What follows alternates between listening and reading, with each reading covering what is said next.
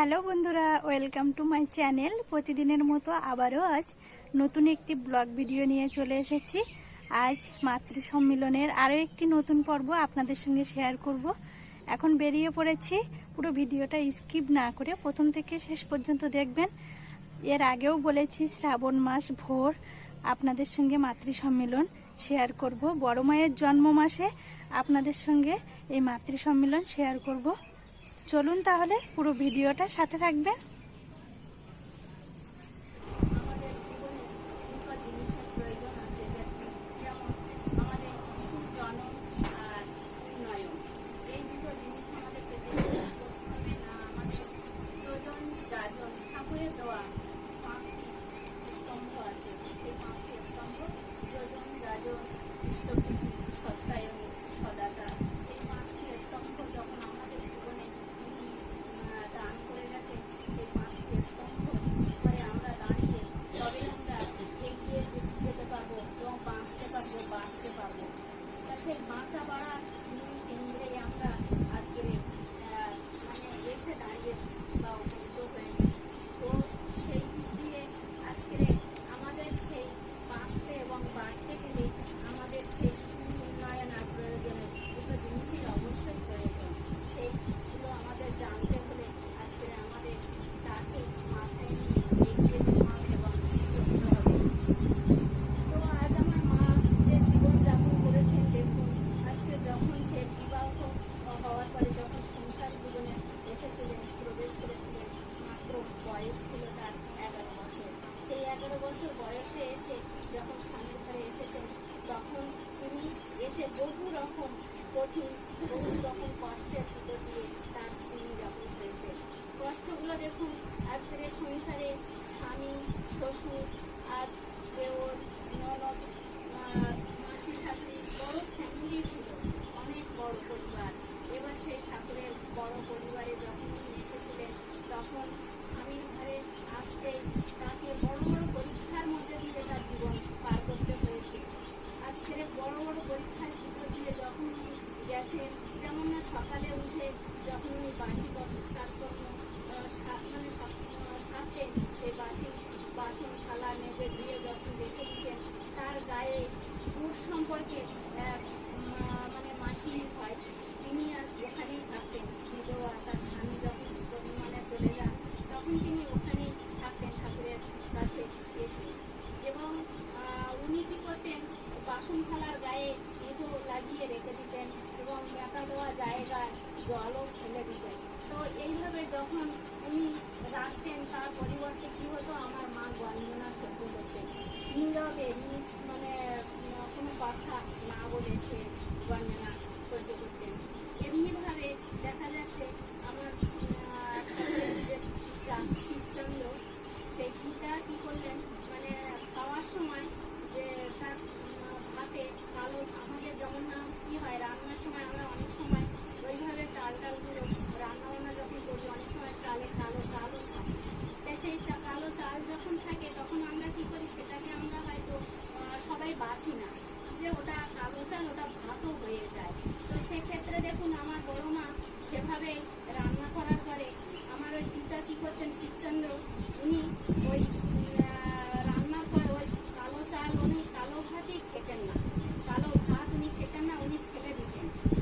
এবার আমার মা কি করতেন, সারা দিন ধরে ওই কালো চালটা বেছে বেছে কালো চাল যত থাকতো সমস্ত সব কিছু ফেলে দিয়ে তারপর পরিষ্কার পরিচ্ছন্ন করে আমার মা রান্না করতেন, তবে পরিবেশন করতেন। একবার ঠাকুর দেখলেন, ঠাকুরকে রান্না বান্না সমস্ত সব কিছু করার পরে যখন ঠাকুরের আসন পেতে দিয়ে ঠাকুরকে ভাত বেড়ে দিতে যাবেন, মা রান্নাঘরে যখন প্রবেশ করলেন, তখন কি করলেন, আমার ঠাকুর এসে বললেন, বসেই সেই আসনে বসে বললেন যে আজকে বড় বউ, আমার ভীষণভাবে খিচুড়ি খেতে ইচ্ছা করছে, তো আজকের আমাকে খিচুড়ি রান্না করে দাও। তো বড় মা দেখলেন ওই সময় রান্না বান্না তো কমপ্লিট হয়েই গেছে। সেই সময়ে কি করলেন, আমার মা রান্নাঘরে যখনই ঢুকলেন, তখন ঠাকুর আসনে এসে বসলেন। বসে যখন এই কথা মুখের থেকে বলা মাত্রই আমরা হলে কি করতাম, যে বলতাম যে আজকে যা হয়েছে এগুলি খেয়ে নাও, ওটা কালকে করে দেওয়া যাবে, এরকম ভাবে বলতাম, কিংবা পরের সাঁজে দেওয়া যাবে। কিন্তু আমার মা কি করলেন, আমার মা সেই মানে রান্নাঘরে গিয়েই সে যা রান্না বান্না রয়েছে তার ভিতর দিয়ে উনি সেই কেমন সুন্দর করে সেই খিচুড়ি তৈরি করে এনে ঠাকুরের সামনে পরিবেশন করলেন। ঠিক এমনিভাবে মানে স্বামীর প্রতিটা কথা, প্রত্যেকটা কথা মুখের থেকে বার করা মাত্রই যেন উনি সেটা করে দেওয়ার জন্য, পালন করার জন্য সব সময় যেন তৈরি হয়ে থাকতেন। তো এমনিভাবে আমার মা যখন ওই খিচুড়ি রান্না করে দিলেন, 1 তারিখে দেখুন আমার মার পায়ে দুটো মানে যেটা আমরা বলি খাইতে, মানুষের যে খাইয়ে, ওই খাইয়ে কি হয় অনেক সময় খোঁড়া যেটা তোমার পাওয়ার সাধনাতে শান্ত হব না, তোমায় ভালোবেসে সবাই করবো আপন হবে, একাই পাথর হয়ে ধরায় কেউ নাইয়া রবে, তোমায় ভালোবেসে সবাই করবো আপন হবে, একাই পাথর হয়ে ধরায় কেউ নাইয়া রবে, তোমার আশীর্বাদে মোরা ভাঙবো এবার ভয়ের খাড়া, তোমার আশীর্বাদে মোরা ভাঙবো এবার ভয়ের খাড়া, আনবো মুক্তির বাঁধনহারা, আনবো মুক্তির বাঁধনহারা, এই তো সাধনা, মোরা তোমার পাওয়ার সাধনাতে শান্ত হব না, না না, মোরা তোমার পাওয়ার সাধনাতে শান্ত হব না, সদাবাদ আনন্দেতে দ্বন্দ্ব বিধানাই, তোমার দয়ায় আমায় করো সদাই দেও পাই, সদাবাদ আনন্দেতে দ্বন্দ্ব বিধানাই, তোমার দয়ায় আমায় করো সদাই দেও পাই, মরণ শাসন ঘুচিয়ে দেব তোমার সেবায় গতি রব, মরণ শাসন ঘুচিয়ে দেব তোমার সেবায় গতি রব, তোমার কথাই বলবো মোরা, তোমার কথাই বলবো মোরা, এই তো প্রার্থনা, মোরা তোমার পাওয়ার সাধনাতে শান্ত হব না, না না, মোরা তোমার পাওয়ার সাধনাতে শান্ত হব না,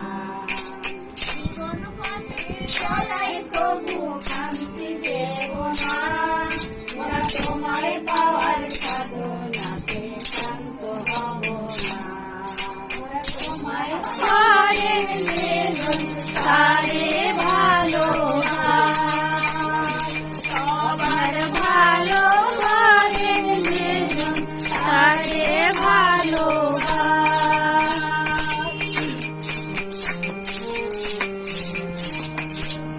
মন মনে আপন মনে তাকে ভালোবাসে মনে, তোমার মনে আপন মনে, ভালো করায় রাখবে ভালো জানে কথা, ভালো করায় রাখবে ভালো জানে কথা, সবার ভালো করেন যেজন তারে ভালোবাস, সবার ভালো করেন যেজন তারে ভালোবাস,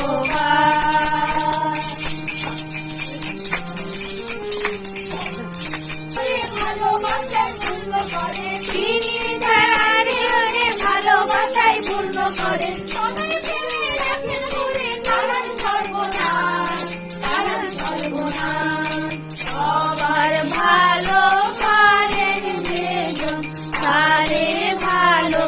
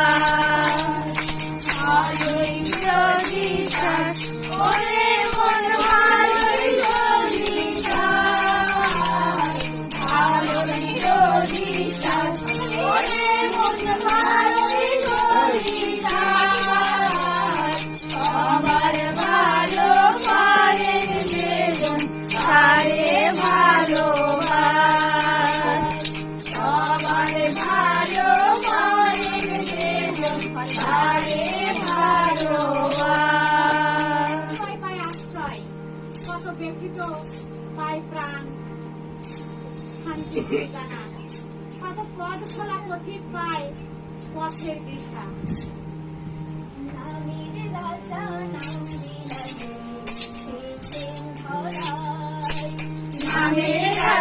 নাম বিলাতে এসেছেন ধরায়,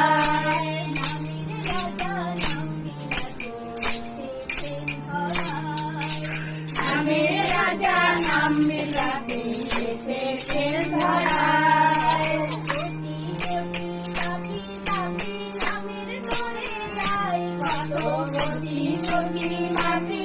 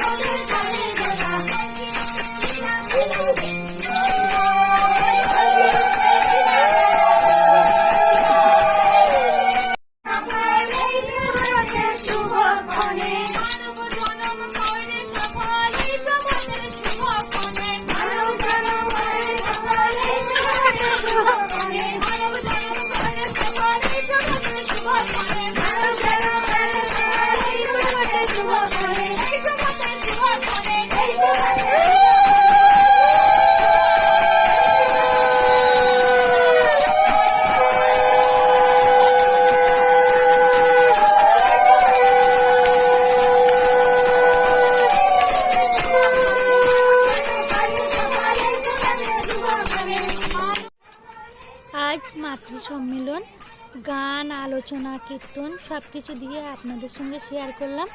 ভিডিওটা প্রথম থেকে শেষ পর্যন্ত কেমন লেগেছে অবশ্যই লাইক, শেয়ার, কমেন্ট করতে ভুলবেন না। প্লিজ চ্যানেলটি সাবস্ক্রাইব করে পাশে থাকবেন, আর আপনাদের বন্ধুবান্ধবদের কাছেও কিন্তু অনেক অনেক শেয়ার করবেন। আবার ফিরে আসবো মাতৃ সম্মেলনের নতুন পর্ব নিয়ে। ততক্ষণ সকলে ভালো থাকবেন, সুস্থ থাকবেন। টাটা।